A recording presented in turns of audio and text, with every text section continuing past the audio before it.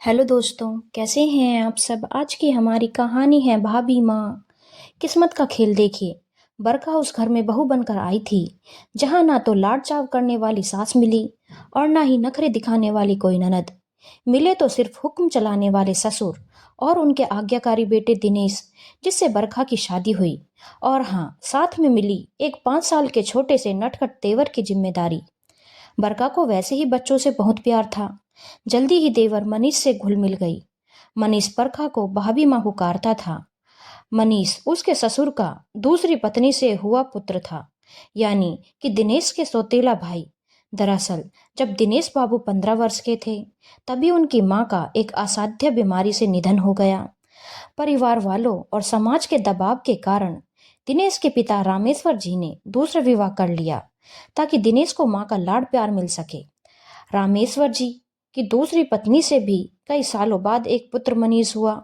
किंतु किस्मत का खेल देखिए, वह भी मनीष को जन्म देते ही स्वर्ग सिधार गई।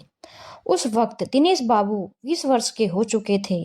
अब परिवार के सभी लोगों ने फिर से रामेश्वर जी पे दबाव बनाना शुरू कर दिया कि मनीष तो छोटा सा बच्चा है, उसे माँ की सख्त जरूरत है।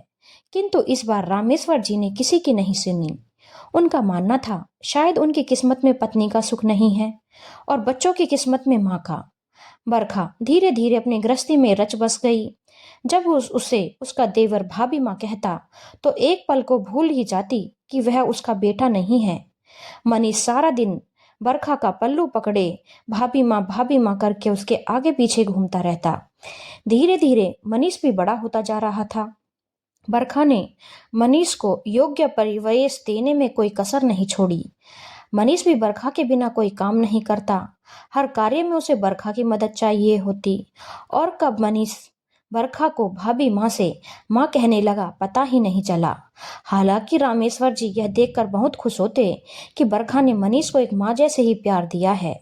समाज और बिरादरी बरखा के ऊपर अपने बच्चों के लिए दबाव डालते और कहते, यह तो देवर है, देखना एक दिन संपत्ति का बंटवारा करके और ब्याह होते ही तुमको पूछेगा भी नहीं। कम से कम अपनी औलाद होती तो उस पर तुम हक तो जता सकती थी। तब बरखा एक ही जवाब देती, निहाल करेगा तो यही कर देगा, नहीं करेगा तो अपना जाया भी नहीं करेगा।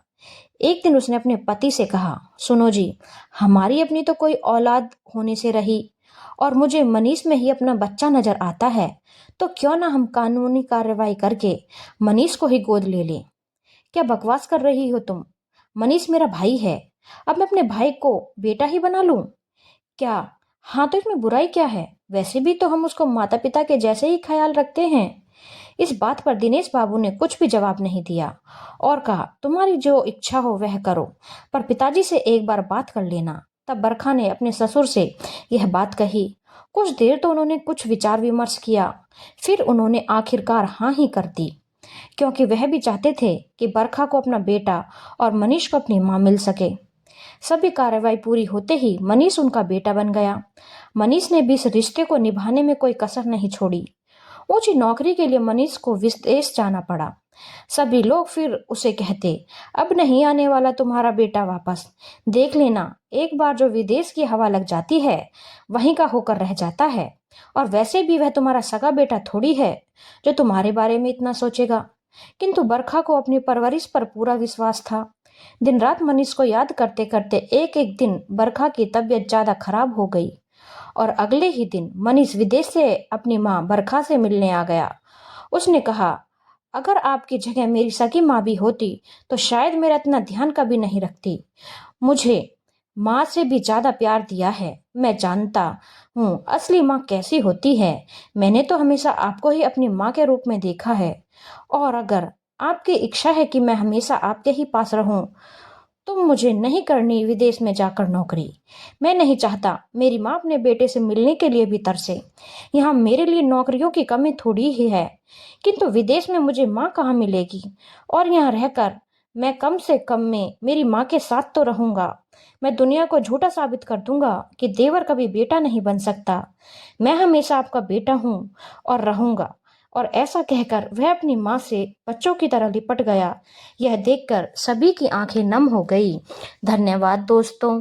अगर आपको कहानी अच्छी लगी हो तो चैनल को लाइक, शेयर और सब्सक्राइब करना ना भूलें।